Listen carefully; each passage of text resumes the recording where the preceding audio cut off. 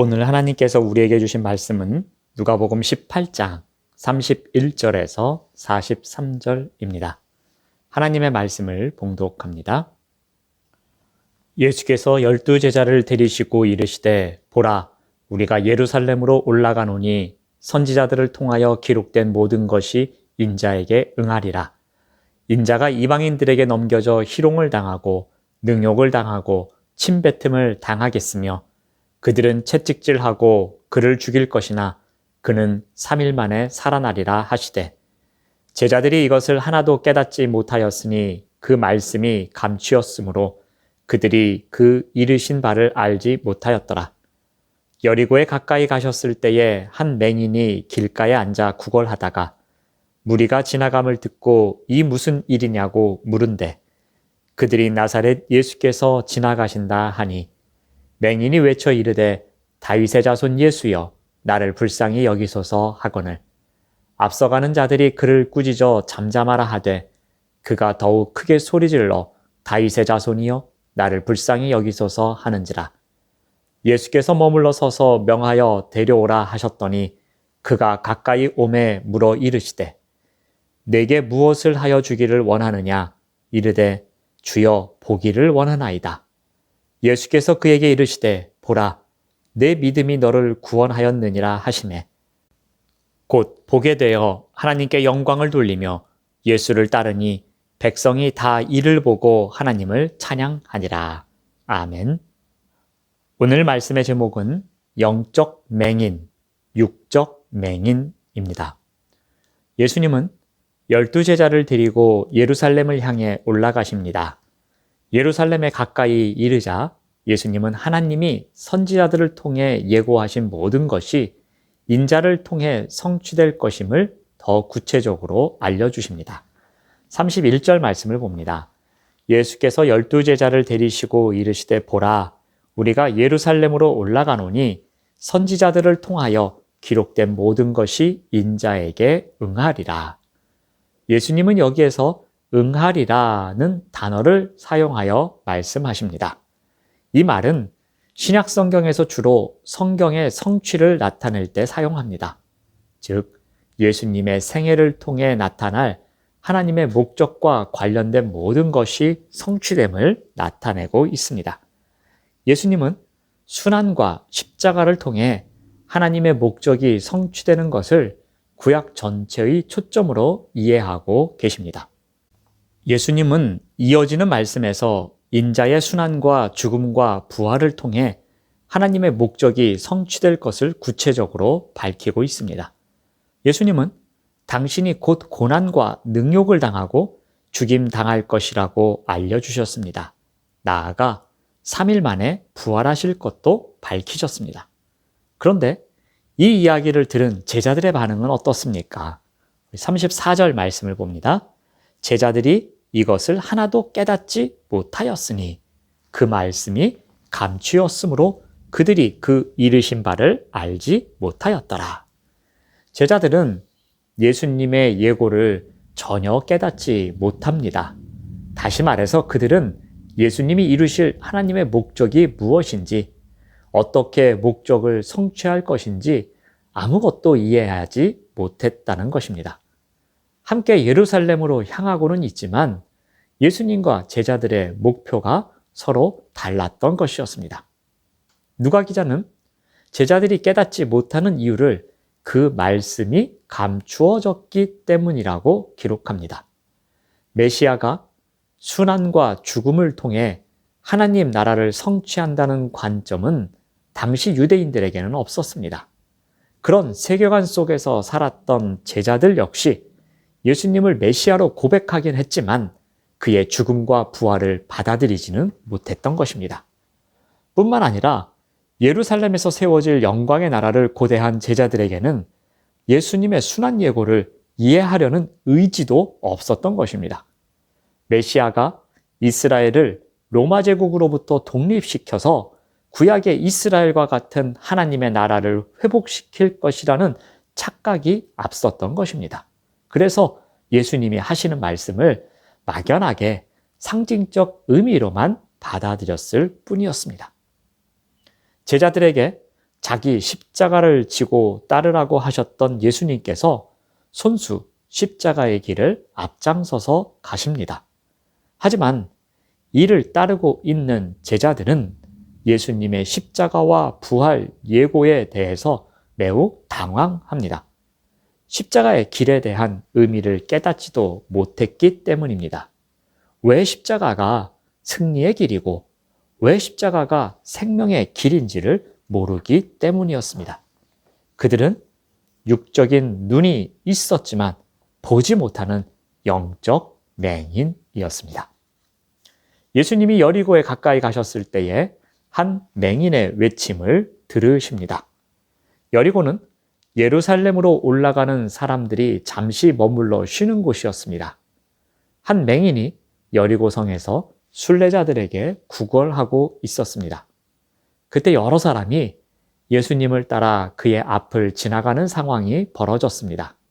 그는 예수님이 가까이에 계시다는 사실을 알게 됩니다. 그리고 그는 외칩니다. 38절 말씀을 봅니다. 맹인이 외쳐 이르되 다윗의 자손 예수여 나를 불쌍히 여기소서 하거늘. 지금 맹인은 나사렛 출신 예수를 다윗의 자손으로 알고 부르고 있습니다. 다윗의 자손은 그리스도, 즉 메시아와 동의어로 간주되는 표현입니다. 그는 마치 예수님이 나사렛 회당에서 설교하신 모습을 지켜본 자처럼 이야기합니다.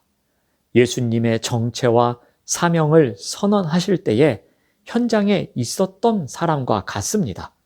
예수님이 수행하시는 사명의 핵심을 너무나도 잘 알고 있었던 것입니다. 그것을 다윗의 자손 예수여라는 호칭에 담고 있었습니다. 그리고 맹인은 예수님이 가난한 자에게 복음을 전하시며 눈먼 자에게 다시 보게 함을 전파하시는 분이심을 믿고 그를 메시아로 인정하며 외치고 있는 것입니다. 그는 예수님이 유대인들이 기다리던 구원자, 즉 그리스도이심을 믿고 있었습니다. 그런데 앞서가는 자들이 있었습니다. 39절 말씀을 봅니다. 앞서가는 자들이 그를 꾸짖어 잠잠하라 하되 그가 더욱 크게 소리질러 다윗의 자손이여 나를 불쌍히 여기소서 하는지라. 그들은 예수님이 예루살렘에서 왕으로 등극하실 소식으로 들뜬 마음을 갖고 있는 사람들이었습니다. 이들은 거지 맹인의 간청이 새로운 나라의 건설을 위한 행진을 가로막는다고 여겼습니다. 그래서 그들은 맹인을 꾸짖습니다. 하지만 사람들의 꾸지람과 책망에도 불구하고 그는 예수님이 자기를 찾으실 때까지 더 크게 외칩니다. 맹인에게는 눈을 뜨는 것이 무엇보다도 절박한 문제였습니다. 그래서 그는 필사적으로 예수님께 매달렸던 것입니다. 그에게는 예수님이 자신의 외침을 들으시면 모든 문제가 해결될 것이라는 확고한 믿음이 있었기 때문이었습니다. 맹인의 소리를 들은 예수님은 드디어 멈춰서서 그를 데리고 오도록 지시합니다. 41절 말씀을 봅니다. 내게 무엇을 하여 주기를 원하느냐? 이르되 주여 보기를 원하나이다. 예수님께서 그에게 물어보십니다. 내게 무엇을 하여 주기를 원하느냐? 그런데 이 맹인이 답변을 하는데 호칭이 달라졌습니다. 이전에는 다윗의 자손 예수여 라고 불렀습니다. 그런데 이제는 주여 라고 부릅니다. 주는 더 강한 권위를 의미하는 칭호입니다. 맹인은 더 놀라운 권위를 가지신 예수 그리스도를 인정하고 그가 긍휼을 베풀어 자신을 비참하게 만든 원인을 해결할 수 있음을 믿음으로 고백하고 있는 것이었습니다. 예수님은 그 맹인의 믿음을 보시고 그를 낫게 해주십니다. 그러자 어떠한 일이 생깁니까? 43절 말씀을 봅니다.